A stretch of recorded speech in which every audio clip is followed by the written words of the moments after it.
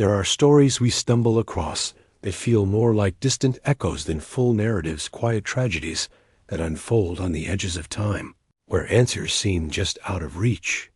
You may never have heard the name Frieda Keller. Most haven't, but once you do, it's difficult to forget. Her story isn't just unsettling, it's eerily incomplete. Have you ever felt the weight of something unfinished? A moment that lingers in the air too long, a phone call that never came, a door left slightly ajar? That's what this case feels like. A life that was lived, a disappearance that wasn't supposed to happen, and a silence that never truly lifted. In many ways, it's one of those haunting true crime cases that makes you stop and ask, how does a woman simply vanish, leaving behind a house, a family, a town, but no trail? Frieda Keller's name first surfaced in a small Midwestern newspaper in the spring of 1982. At the time, it was a single-column piece buried between local sports scores and grocery ads, just a blip. "Woman missing from rural farmhouse," the headline read. There were no sirens, no nationwide manhunt. Just a quiet report, a few friends interviewed, and a vague sense that maybe she'd come back. But she didn't. And decades later, the question still remains. What really happened to Frieda Keller? She was a mother, a wife, a woman known for her home-baked bread and handwritten Christmas cards. By all accounts, her life was unremarkable, simple, peaceful. Until the day it wasn't, when she disappeared without a trace. Those closest to her were left with nothing but fragments, a cold stove, a pair of reading glasses left behind, and a mystery that has only grown colder with time. This is a story that has slipped through the cracks. There are no podcasts, no televised specials, no viral theories. Just a quiet case that refuses to be solved, buried beneath years of silence and speculation. So today, we're going to walk through this haunting mystery together, piece by piece, moment by moment, and ask the questions that still echo in the quiet spaces she left behind. What happened to Frieda Keller? And why does it feel like the truth has been carefully hidden all this time? Let's begin. Before Frieda Keller became a mystery, she was simply known as Mom, Mrs. Keller, or to close friends, just Frieda. Hers was the kind of life that didn't make headlines, not until it ended in silence. And maybe that's part of why her story lingers so strangely. Because what happened to her didn't just interrupt a life, it disrupted one that was peaceful, deliberate, and rooted in a kind of quiet normalcy that feels almost foreign now. Frieda was born in 1941, in the rural outskirts of Iowa, the second daughter in a family of 5. Her parents were German-American farmers who lived through both the tail end of the Depression and the long shadows of World War II. Childhood on the farm was hard but predictable. Frieda learned to bake from her mother, to patch fences with her father, and to take care of others with a kind of calm, unwavering presence. Those early traits never really left her. She met her husband, Roy Keller, at a church social in 1960. They were both in their late teens. He was tall, quiet, worked with tractors. She was soft-spoken, but smiled with her eyes. After 3 months of walking to town together on Sundays, Roy asked her to marry him. She said yes. By the next spring, they were settling into a modest farmhouse in Cedar Hollow, a small town tucked away among the rolling plains, where everyone knew each other's middle names and birthday months. In many ways, Frieda embraced the life expected of her. She kept a clean home, ironed Roy's work shirts every Sunday night, and raised 2 boys, Mark and Alan, who would later describe her as the kind of mom who made you lunch even if you said you weren't hungry. She ran the house without ever drawing attention to herself. A quiet presence at PTA meetings, bake sales, and church luncheons. Her hands were always busy, quilting in the winter, gardening in the spring. In the fall, she canned everything peaches, beans, pickled beets. Her pantry was a testament to discipline and care. She believed in routines, and for Frieda, routine was comfort. Each morning, she'd rise before sunrise, start the coffee pot, feed the barn cats, and hang laundry if the sky was dry. By 7 a.m., breakfast was on the table. By 8 o'clock, Roy was out the door for work. Neighbors would often describe her as the heart of that little farmhouse. Not flashy, not overly social, but always present. She remembered birthdays. She wrote thank-you notes. She kept extra pie crusts in the freezer, just in case company came by unexpectedly. That was Frieda, but there were small things, 2 details that made her more than just a stereotype of a Midwestern housewife. She loved mystery novels, especially Agatha Christie. She kept a worn copy of Murder on the Orient Express on her nightstand, its pages annotated and creased. She played piano, poorly but passionately, and had a soft spot for maple fudge. And she never missed the 10 o'clock weather report on Channel 4 because she liked knowing what the sky had in store for her roses. Still, life wasn't always easy. Money was often tight.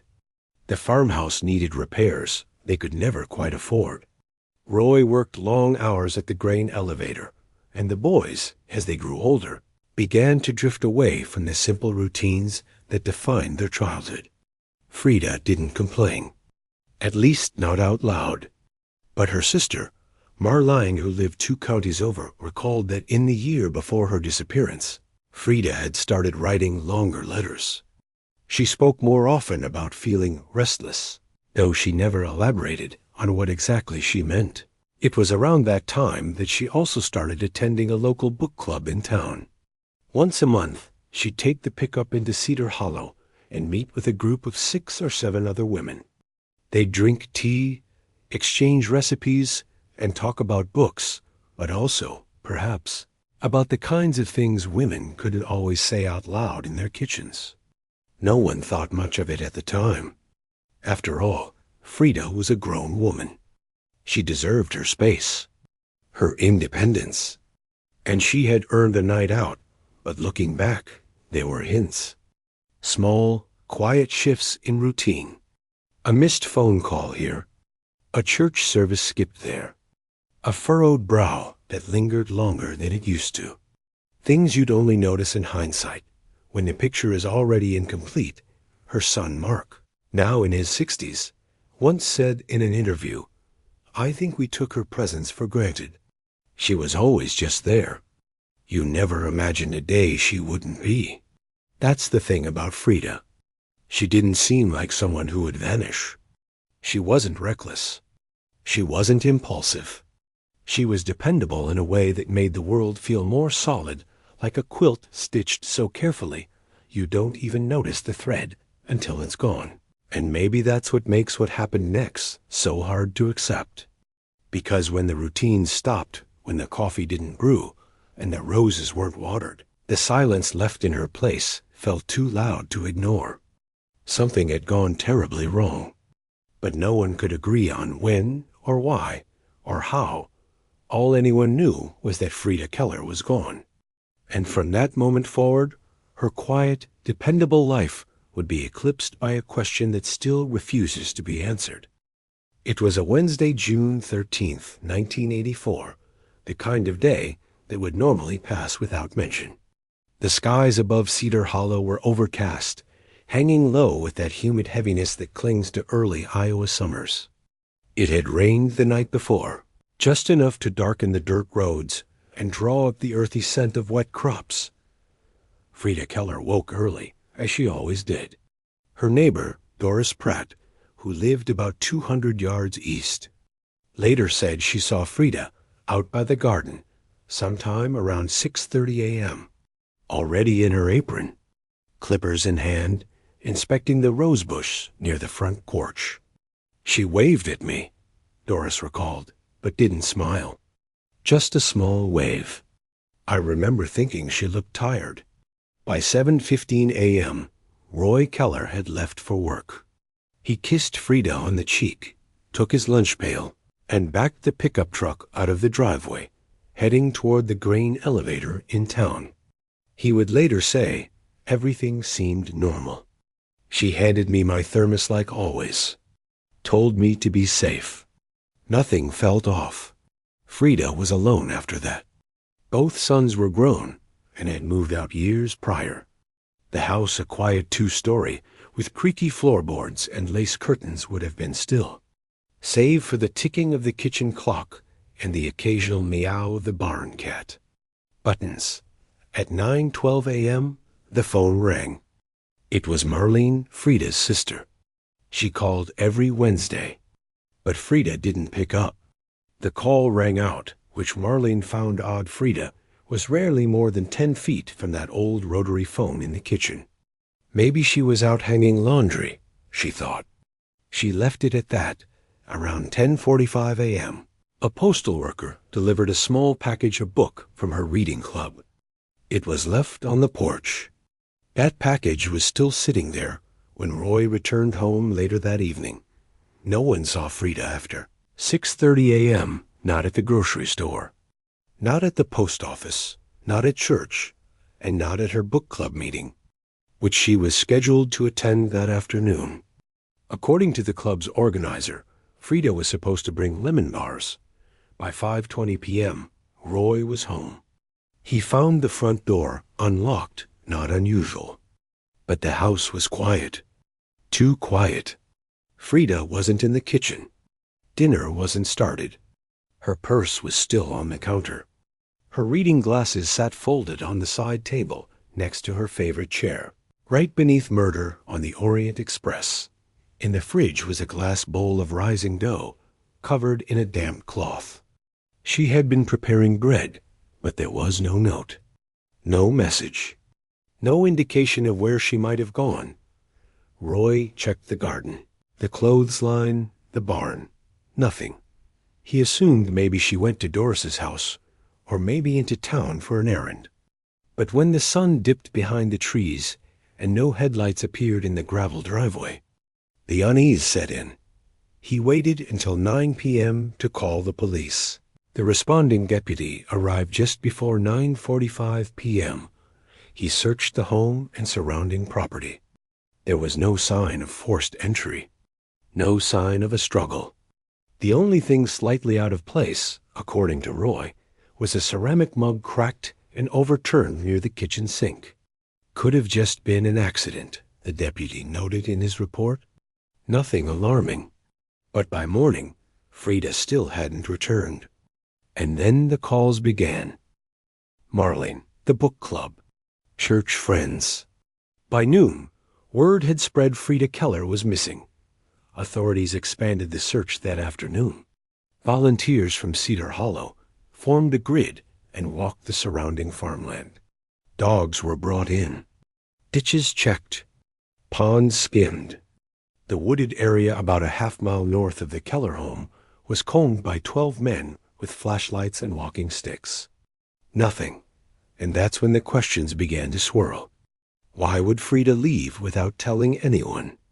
Why was her purse still there? Why were there no tire tracks, no footprints, no signs of distress? And then came something even stranger. At 2:35 p.m. the day after her disappearance, a local teenager named Tammy Jessup told deputies she saw a woman walking along the edge of Route 7 around 11 a.m. the day. Frieda vanished about 4 miles from the Keller farmhouse. She was wearing a blue dress and carrying what looked like a pie dish, Tammy said. I only noticed because she looked confused, like she didn't know where she was. Frieda had owned a blue dress. She also baked pies in silver tins, but no one else saw this woman. And no pie dish was ever recovered. Another local, a trucker named Denny Kloss, reported seeing a blue sedan parked off the shoulder near the Keller property around the same time, engine running, but no one inside. He didn't think much of it at the time. Blue sedan, pie dish, blue dress, a cluster of half details hanging just out of reach. What we know for certain is that at some point between 7:15 a.m. and 5:20 p.m., Frieda Keller disappeared. She left behind her keys, her purse, her unfinished dough. And no one has seen or heard from her since. There were no phone calls, no ransom notes, no sightings that held up to scrutiny, just silence, and in that silence, a haunting truth. Whatever happened to Frieda didn't make noise. It didn't leave a mess. It folded itself into the quiet, unremarkable fabric of her day and vanished without a trace. It's almost as if in the middle of a Wednesday, she was gently plucked from her life, like a thread pulled clean from the quilt she so carefully stitched for decades. When Roy Keller made that late-night call to the Cedar County Sheriff's Office on June 13, 1984, he could never have imagined what would follow, not days of waiting, but decades. The case began as a missing persons report. A tired woman, maybe overwhelmed, maybe confused, had wandered off into the fields. That was the first assumption. Quiet rural disappearances tend to be explained away until they can't. Deputy Richard Moran arrived just before 10 p.m. and was the first to walk through the Keller farmhouse. He noted no signs of forced entry, no disturbed furniture, no tracks in the wet soil outside. In his report, he wrote, "House was tidy. One ceramic mug broken near sink. No other visible disturbance." The investigation ramped up quickly by the next morning. Sheriff's deputies began canvassing the area, starting with close neighbors. Doris Pratt, the woman who had last seen Frieda at 6:30 a.m., told deputies that nothing about that morning had seemed unusual. Frieda was up early, tending her roses, but she looked tired. Not sick, not scared, just tired. Frieda's sister Marlene was interviewed by phone. She shared that Frieda had been forgetful in recent weeks, misplacing items, repeating herself during their Wednesday morning calls. "I thought maybe she was just overwhelmed with Roy being out working so much." Few townspeople came forward with anecdotes. One saw a woman matching Frieda's description walking along Route 7. Another recalled a strange car parked on a dirt turnout. But nothing was concrete. No surveillance cameras, no digital trails, no cell phones, just memory and guesswork. The sheriff's department brought in bloodhounds from a neighboring county on June 15th. The dogs picked up Frieda's scent near the garden, followed it to the edge of the gravel drive, and then nothing. The trail vanished as quickly as it had started. One handler remarked quietly to an officer, "If she got into a car, this would make sense." That possibility changed everything. Investigators began to treat the case not as a disappearance, but as a potential abduction. They interviewed Roy again, and then again. Though cooperative, his answers were almost too steady. He maintained that Frieda had no reason to leave, no enemies, and no history of mental illness. When asked about their marriage, Roy simply said, "We had our ups and downs, but we loved each other." Privately, one deputy noted Roy seemed emotionally distant. He didn't cry. He didn't ask what we were doing next. Just stared at the porch. But there was no evidence, no fingerprints, no blood, no financial motive. Roy was never formally named the suspect. Next, the investigation shifted to Frieda's sons, both of whom were living out of state at the time, one in Illinois, the other in Colorado. They were brought in for questioning and quickly cleared. Alibis checked out. Neither had visited Cedar Hollow in over 6 months. The community, meanwhile, began to whisper. Rumors spread through the pews of St. Elizabeth's Church and across the counters of Murphy's General Store. One theory, repeated often but never substantiated, claimed Frieda had been having an affair with a traveling insurance salesman. Another suggested she'd become forgetful and wandered into the woods, disoriented. Searches continued for 2 weeks.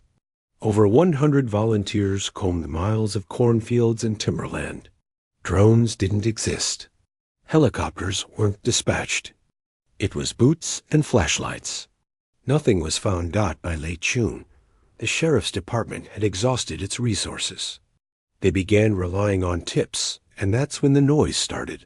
An anonymous caller phone dispatch on June 23rd. The man claimed to have seen Frieda at a rest stop outside Des Moines 90 miles west with a tall man in a baseball cap. The woman appeared confused and kept asking about her garden. Deputies followed up. No surveillance existed. No one remembered the pair. Dead end. Another tip, this time from a gas station clerk in Keokuk, said a woman had come in barefoot, wearing a blue dress, asking for directions. She looked scared, like she'd been crying. Again, no confirmation. In early July, deputies briefly investigated a former farmhand who had worked part-time for the Kellers during planting season. His name was Todd Laney. He had a minor criminal record: trespassing, bar fights, a few unpaid fines. When questioned, Todd admitted he'd had a friendly relationship with Frieda, even joked that she reminded him of his late mother. But he denied ever visiting the property after his job ended. No evidence tied him to the scene, and he was never charged. As the weeks passed, the media began to take notice. First, local papers and regional broadcasts. Frieda's face appeared on flyers, billboards, and news segments. Missing grandmother of Cedar Hollow, they called her. But as summer turned to fall, the coverage thinned. The lack of evidence was staggering. No tire tracks, no fingerprints, no credible witnesses. No body. The FBI was briefly consulted, but didn't take over the case. There was no jurisdictional trigger, no ransom, no crossing of state lines. Frieda simply evaporated. Forensic limitations plagued the investigation. The house had not been sealed as a crime scene the night of the report. Roy had touched door handles, dishes, and surfaces. By the time the sheriff's office considered foul play, any useful trace evidence had long been contaminated or lost. Even the broken mug, that one odd detail, was never processed. It sat in a plastic bag in the sheriff's evidence locker for decades, before being discarded during a routine cleanout in the early 2000s. Theories dried up, leads faded, and Roy Keller, through it all, remained in that farmhouse. He never remarried. He rarely spoke of Frieda. When asked, he would only say, "She's still out there." Somewhere. By 1986, the case had gone cold. Deputies retired. Files were boxed. The Keller disappearance was reduced to a footnote in the county's dusty archives. It wasn't until 1999, 15 years later, that the case briefly flickered. Back to life. A retired truck driver came forward claiming to have seen a woman who resembled Frieda at a truck stop in Nebraska. Sometime in late 1984, she had this faraway look, he said. Asked me if I'd ever been to Iowa. Then she walked away. It made the local papers. But the lead went nowhere. No body. No confession. No closure. Even in the years that followed, with renewed interest in cold cases, Frieda's file remained unsolved and largely untouched. Some believe it was a kidnapping. Others believe she suffered a breakdown, wandered too far, and perished in some forgotten stretch of land. And there are those who think it was something darker, something that happened inside that quiet farmhouse, behind closed doors. Before anyone thought to look, the investigation remains open in name only, and in a town that has changed very little since 1984. Frieda's absence still hangs in the air like morning fog, thick, quiet, and stubbornly unmoving. When a woman vanishes without a trace, no note, no witnesses, no body, most theories, no matter how speculative, orbit a familiar core. Someone close to her knows more than they're saying. In Frieda Keller's case, many believe that someone is her husband, Roy. It's not an accusation made lightly. There was no direct evidence linking Roy to any crime. He was cooperative with police, remained in the family home, and never tried to flee or evade questioning. But the theory that Frieda never actually left that house, that something happened to her inside those walls, has persisted for decades. Roy Keller had the means. He was a farmer, accustomed to physical labor and tools that could dig, drag, and bury. The couple lived in a rural area with acres of private land and no immediate neighbors. No security cameras. No passing cars to capture movement. If someone wanted to hide something, or someone, this was the place to do it. He also had the opportunity. Roy was the last confirmed person to see Frieda alive. According to his statement, he left at 6:45 a.m. to check irrigation lines and didn't return until nearly 9:30 p.m. That left a full day over, 14 hours during which he claimed to have been working alone. No one could independently verify his whereabouts. Even if Frieda had gone missing earlier in the day, Roy wouldn't have returned home to notice until long after the fact. At least, that's the story he told. And then, there's the motive, a much murkier element. On the surface, the Kellers seemed like an ordinary couple. Married over 40 years, 3 adult children, a farm they ran together for decades. But time can erode the quietest relationships. According to Frieda's sister, Marlene, the marriage had become distant. Frieda had confided that she felt isolated, that Roy was increasingly withdrawn and critical. There were no known affairs, no documented abuse, no financial disputes. But there was unhappiness, subtle, lingering, the kind that builds slowly, year after year, until something breaks. Many believe the motive, if there was one, wasn't explosive, it was gradual. A fight that escalated, a moment of rage, a quiet tragedy no one was meant to discover. And yet there's something that doesn't quite add up. If Roy Keller had been involved, why report Frieda missing that night? Why not wait, delay, or even fabricate a reason for her absence? Calling the sheriff at 9:38 p.m. was a bold move, not something you'd expect from someone trying to cover their tracks. Unless, of course, he was trying to get ahead of the narrative. But that, too, is speculation. There's also the question of physical evidence, or the glaring lack of it. No signs of struggle. No blood. No misplaced items beyond a single broken mug. If something violent happened in that house, it was either incredibly clean or never happened at all. And consider this. Roy stayed in the same home, year after year, knowing that investigators could show up at any time. He gave interviews. He answered questions. He lived with suspicion and never once tried to change his identity or flee. That kind of behavior either suggests remarkable composure or true innocence. It's also worth noting that no prior incidents hinted at physical violence. No police reports. No restraining orders. Nothing to indicate that Roy had ever harmed Frieda or anyone else. And in small towns like Cedar Hollow, those things don't stay hidden for long. Still, many in the community remain convinced that the answer lies in that farmhouse. The way Roy responded, his detached demeanor, his refusal to speak publicly after the initial interviews, only deepened the suspicion. And when he passed away in 2006, many believed he took the truth with him. So what are we left with? A woman who vanishes in broad daylight. A husband with no alibi, no witnesses. No body. No closure. It's a theory that offers the comfort of familiarity, the idea that the circle of suspicion never had to extend beyond the front porch. But theories aren't facts. And in the absence of hard evidence, even the most obvious answer remains just that. A possibility. A theory. One that's followed Frieda's memory like a shadow, silent and heavy, for over 4 decades. In every unsolved case, there are theories that never quite make the headlines, not because they're too wild or unbelievable, but because they're harder to define. No singular villain. No neat chain of events. Just scattered pieces and a growing sense that something is missing. Frieda Keller's disappearance has attracted its share of straightforward explanations.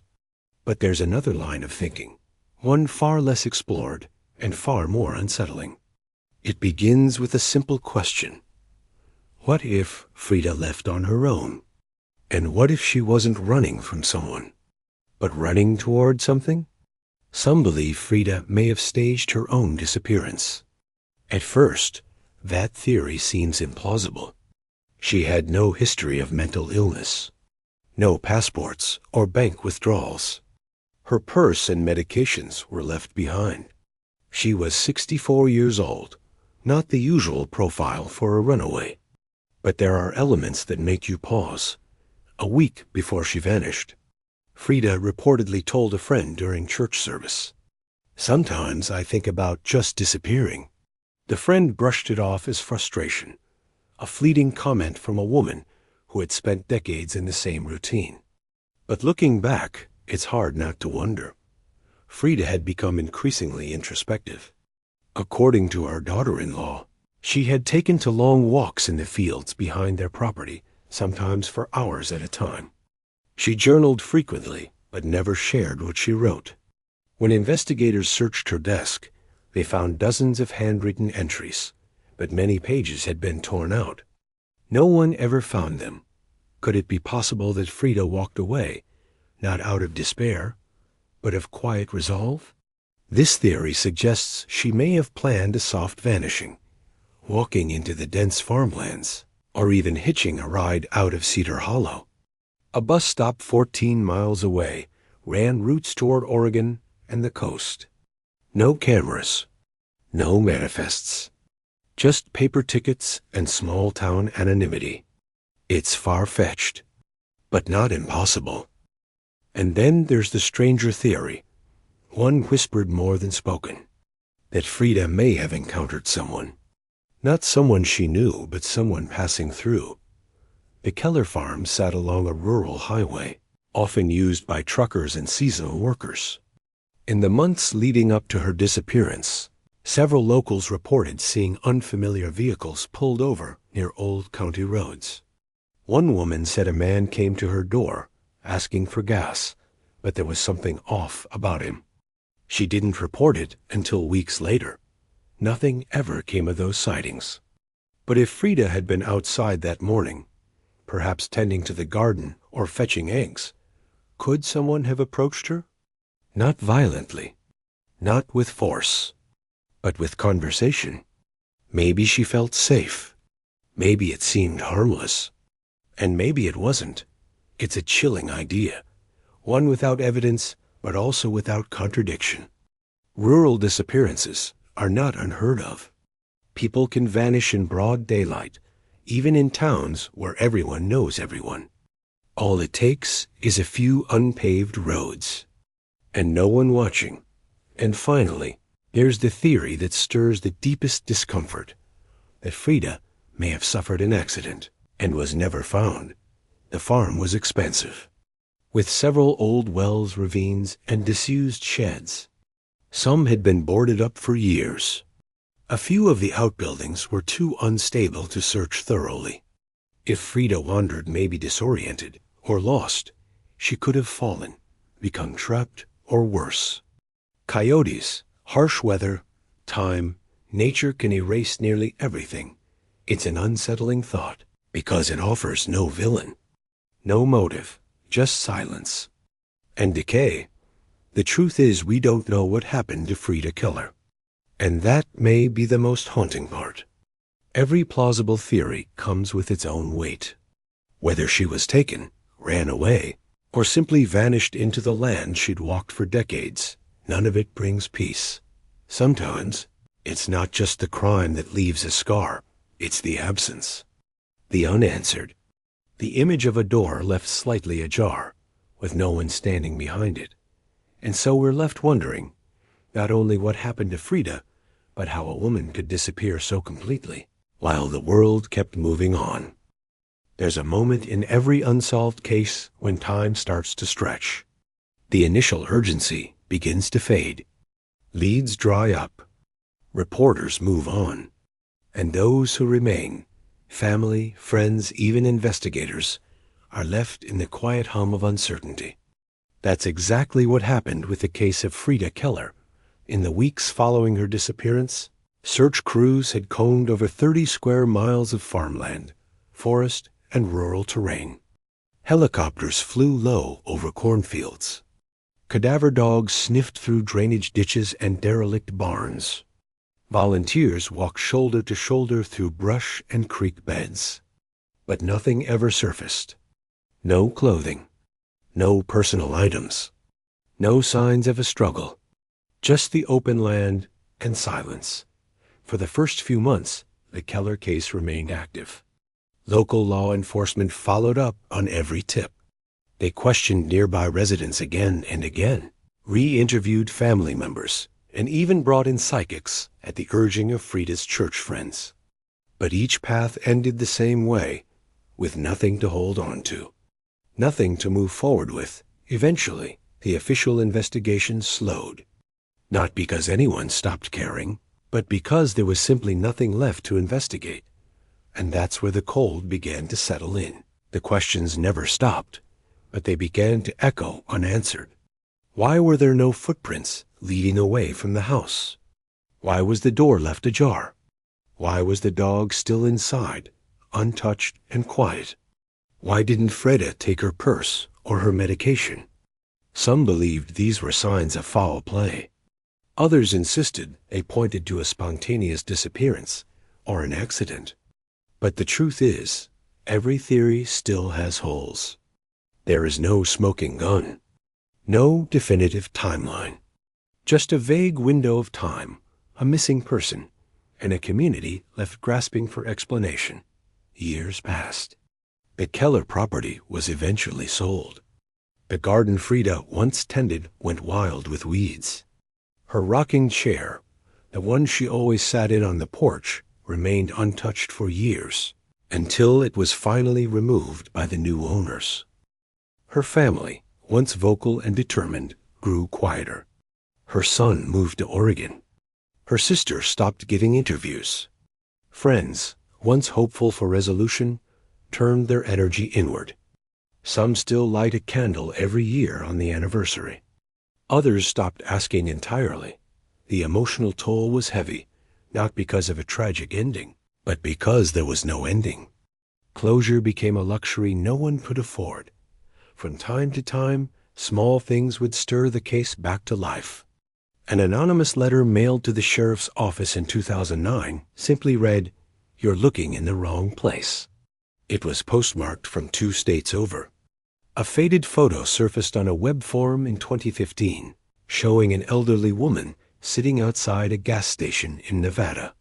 Some swore it looked just like Frieda, the same posture, the same eyes, but facial recognition came back inconclusive. A local podcast briefly revived interest in the case in 2021, interviewing former deputies and revisiting the town's unease. For a moment, people talked again, speculated, shared memories. But as quickly as it came, the noise faded once more. As of today, Frieda Keller's case remains officially open, but inactive. The sheriff's office lists it as a pending missing persons file. No suspect, no arrest, no confirmed sightings, nothing definitive. And that's where it ends, or more accurately, where it doesn't end. Because this isn't the kind of story that fades easily. Not in a town like Cedar Hollow. Not with a woman like Frieda, someone so steady, so rooted, that her disappearance feels like a glitch in the fabric of reality, or left with open doors, empty chairs, and quiet fields that seem to whisper what they've seen, but never say a word. Maybe someone, somewhere, knows more. Maybe a small detail was missed. Maybe a memory, long buried, could surface and change everything. But until that happens, the trail remains cold, not forgotten. Just waiting. Thank you for spending this time with us as we revisited the quiet and chilling mystery of Frieda Keller, a woman whose story still lingers in the shadows of memory and time. If you've heard of this case before, or if you live near Cedar, Hollow and remember anything that might bring even the smallest piece of the puzzle forward, we'd encourage you to share your thoughts in the comments. Sometimes it only takes one voice to reopen a door that's been closed for far too long. And if this kind of calm, reflective storytelling resonates with you, stories of haunting disappearances, forgotten lives, and unanswered questions, we invite you to subscribe. We explore these cold cases not to sensationalize, but to remember, to ask what was lost and why it still matters, because behind every mystery is a person, a life, and a story worth telling, even if it never finds its ending. Until next time, stay safe and stay curious.